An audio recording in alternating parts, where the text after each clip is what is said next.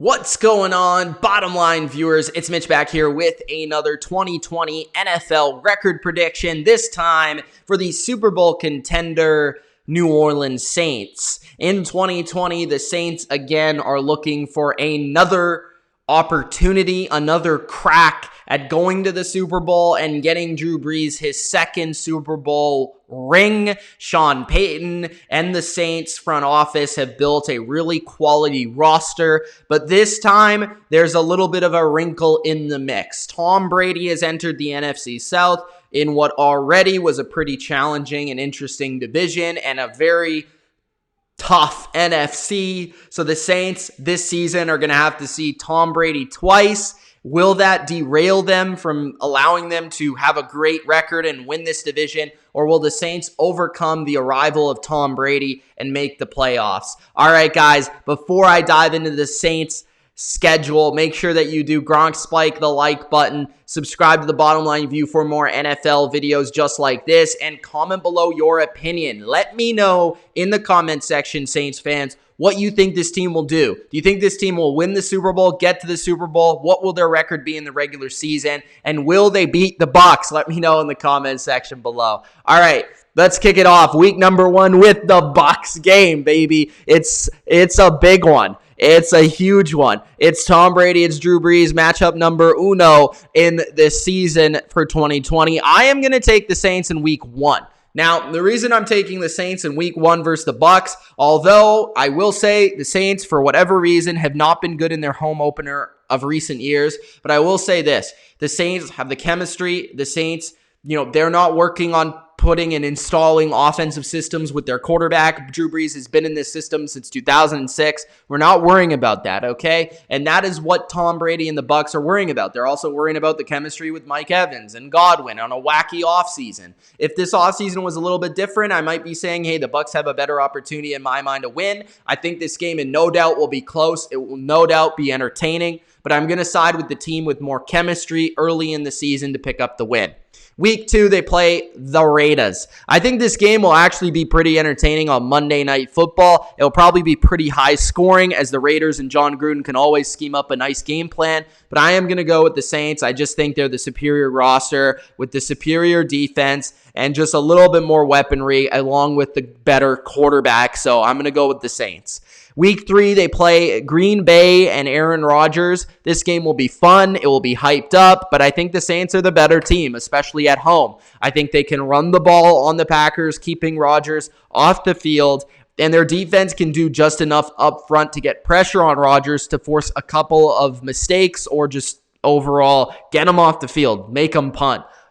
Week number 4, they play the Lions. I think this is another game versus a very good quarterback. In the first 4 weeks, you play Tom Brady, Aaron Rodgers, and Matt Stafford. And Derek Carr isn't one of the worst quarterbacks in the league. So I'm going to take the Saints. Again, this is a game that I actually think will be more challenging than Green Bay. I actually think there's more likely a chance you blow out Green Bay than Detroit. Reason being with Detroit is I think they can actually play some man-to-man coverage in the secondary, and they will probably do a better job of defending the run than the Packers. And on the offensive side of the ball, they have more weapons to defend. So I think the Lions game will actually be the sneaky one here for the Saints, being that it's on the road 1 week after playing the Packers.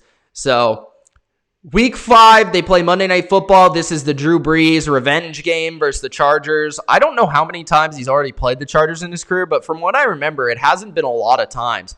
This will be a challenging game for the Saints offense because the Chargers have an awesome defense, but I don't think the Chargers have enough to go to New Orleans offensively and win. So I'm going to take the Saints. So undefeated going the bye week 5-0. They play the Carolina Panthers in week 7. That's an easy win, especially after a bye. Week 8, they play the Bears. This is a sneaky game. The Bears defense is really good, and it is in Chicago, so the weather could be a little off for Drew Brees, but I'm going to take the Saints there as well. I think their first loss comes in the rematch versus Tom Brady and the Bucs in Tampa Bay on Sunday Night Football, and then week 10, they play the Saints. I think this one, they're going to get their revenge on the 49ers. I think they probably should have beat them in the regular season.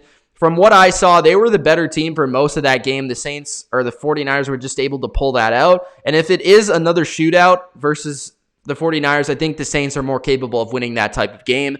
Week 11, they play Atlanta. I have them losing once to Atlanta this year, so I'm going to just say they lose the first game. Week 12, they play the Broncos in Denver. I think this is one of those that's a sneaky loss because the Broncos have a really good defense with two very good pass rushers, a really good defensive coach in Vic Fangio who can really be able to bring a game plan that's on par with Sean Payton offensively. And then they are in Denver, right? This is Mile High. This is week 12. It's going to be cold. It might be raining. It might be windy. It might be snowing even.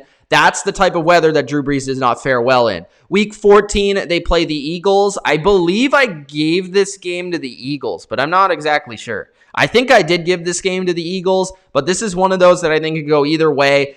The Eagles have played the Saints very well. Although the Saints have won the games most of the time they've played, I remember that playoff game just 2 seasons ago where the Eagles were very banged up, but probably should have, got that victory. And, if Alshon Jeffrey holds on to that ball, they probably win that game. But regardless, I think the Eagles, at home, again, week 14, later in the season, it's cold, it's windy. That's not the type of weather the Saints fare well in. They will want to run the ball in that game, and the Eagles will probably have a top 5 run D, no doubt in my mind, with their defensive line. Week 15, they play Kansas City. I think Kansas City beats them. I think Kansas City, with their high octane speed on offense, is going to be very difficult for the Saints to match up with. This will be no doubt a shootout, but I think at the end of the day, going toe-to-toe in a shootout with Patrick Mahomes and Tyreek Hill is a bad idea. Week 16, they play the Vikings, and I think the Saints finally get that monkey off their back in Week 16, beating the Vikings and Kirk Cousins on Christmas Day. If they don't beat the Vikings on Christmas Day, they never will. Week 17, they'll beat the Panthers, so they'll sweep the Panthers this year and go 11-5. That's what I have for the Saints right now, 11-5. I have them really close with the Bucs in the division. I flip-flop every day whether or not they'll win the division. I think 12-4 is probably going to have to be the number to win this division, in my opinion. Even Atlanta is going to be sitting somewhere between 7 and 9 wins, in my opinion. So the Saints, I think they'll at least get 10 wins, no doubt in my mind.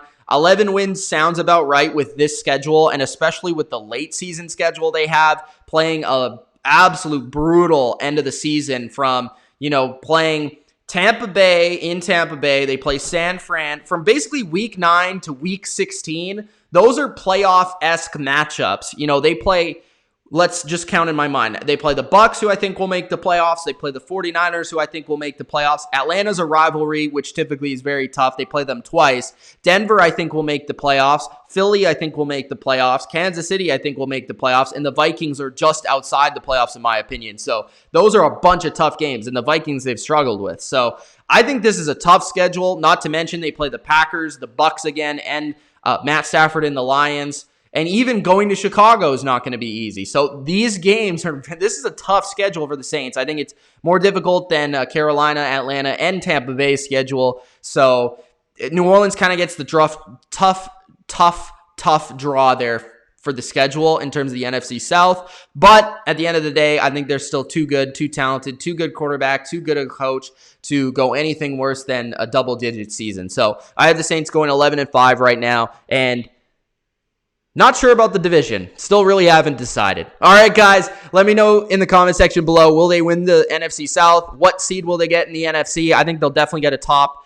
It depends. If they win their division, it will be a top 3 seed, no doubt. If they don't, it will probably be the 5th seed. But that's my opinion. Comment your opinion below. Let me know what games they'll win, what games they'll lose, what their record will be, what their seed will be, and how far you think the Saints can go in 2020. It's Mitch. Peace.